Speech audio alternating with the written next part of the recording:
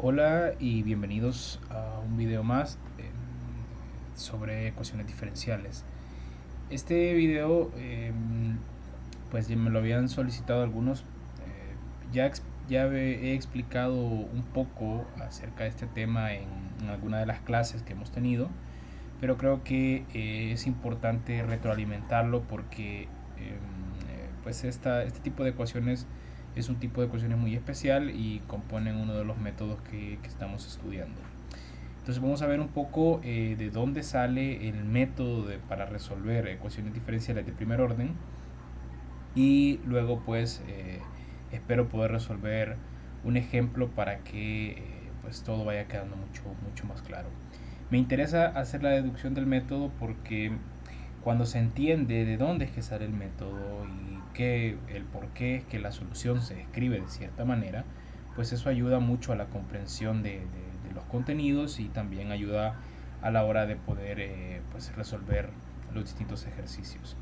Entonces, lo primero es tener claro que este método en particular, pues nosotros lo vamos a estar trabajando pues, específicamente para ecuaciones lineales de primer orden.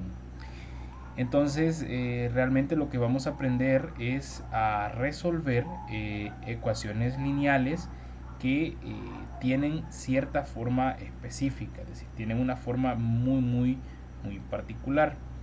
Entonces, no es, y esto también lo quiero aclarar, no es que los problemas de este tipo de ecuaciones tengan, las ecuaciones ya vengan dadas en de cierta forma, o vengan escritas de cierta forma, no.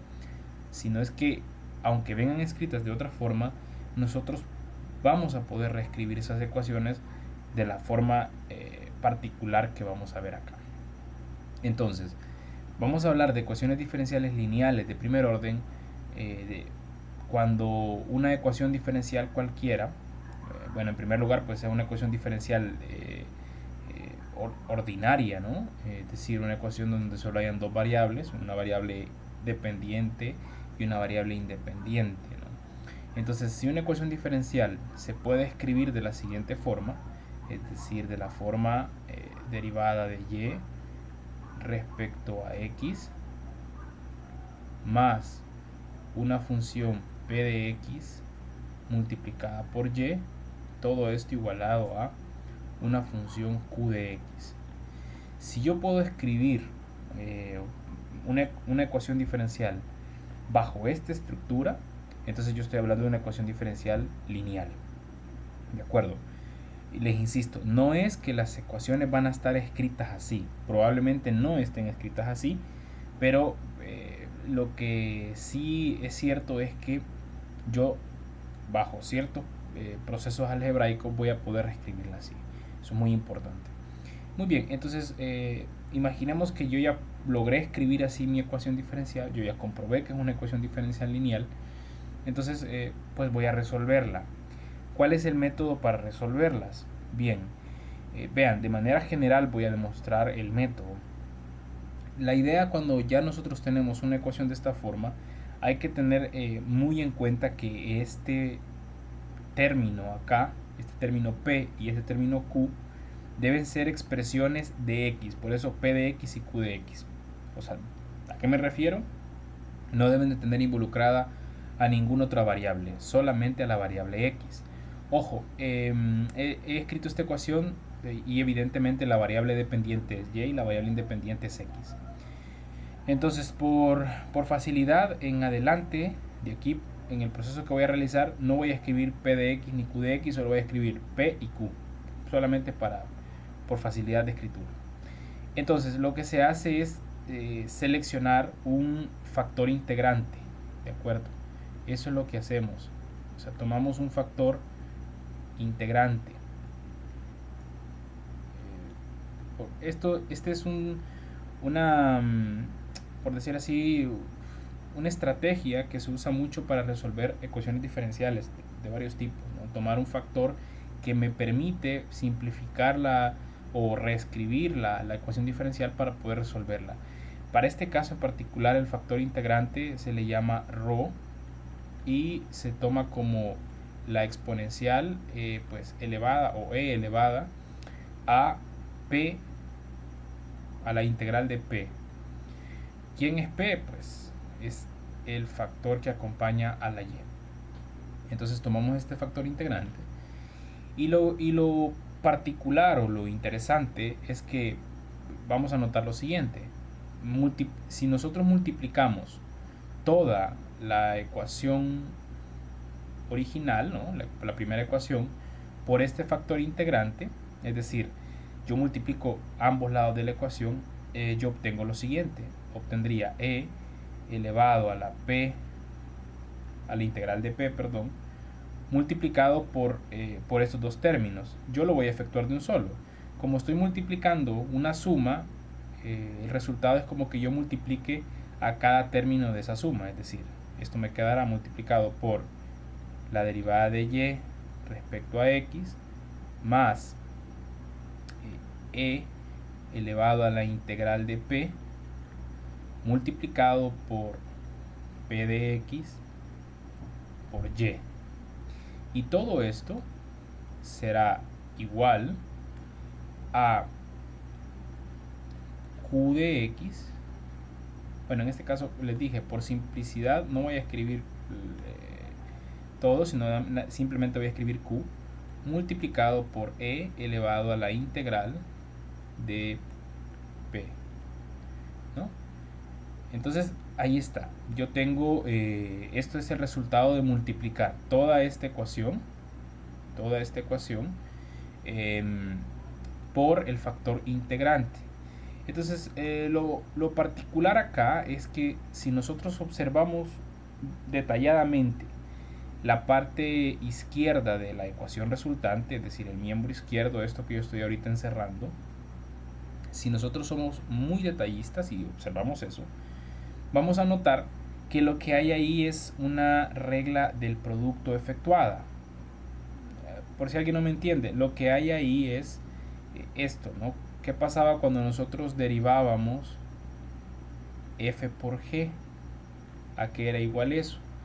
Bueno, es fácil recordar, ¿no? Eso era la derivada de f por g más f por la derivada de g. ¿Se recuerdan?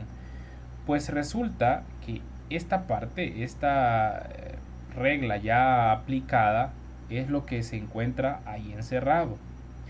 Entonces, eso, todo el miembro izquierdo de la ecuación se puede reescribir de la siguiente forma, como la derivada respecto a x de quién, de y por e a la integral de p, bueno, por e elevado a la integral de p, así, simplemente así. Como ejercicio, si alguien todavía tiene dudas, le invito a que haga la derivada de este producto, que acabamos de escribir aquí abajo, y va a notar que al hacer la derivada de ese producto, pues el resultado de esa derivada es exactamente lo que tenemos encerrado en rojo ahí arriba, ¿de acuerdo? Ustedes lo pueden comprobar. Muy bien.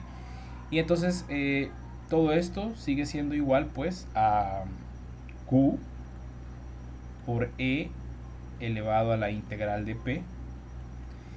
Y entonces, ¿qué es lo que ocurre? Bueno, como yo aquí tengo una derivada, yo puedo integrar en términos de x, y al integrar en términos de x toda la ecuación, porque no puedo integrar un solo lado porque entonces afectaría la ecuación, entonces integro toda la ecuación en términos de x, y al integrar el lado izquierdo pues se me elimina la derivada y solo me va a quedar y por e a la integral de p igualado a la integral de q por e a la integral de p en términos de x, ¿no? Y sin importar el resultado que dé esa integral, yo siempre tengo que sumar una constante c.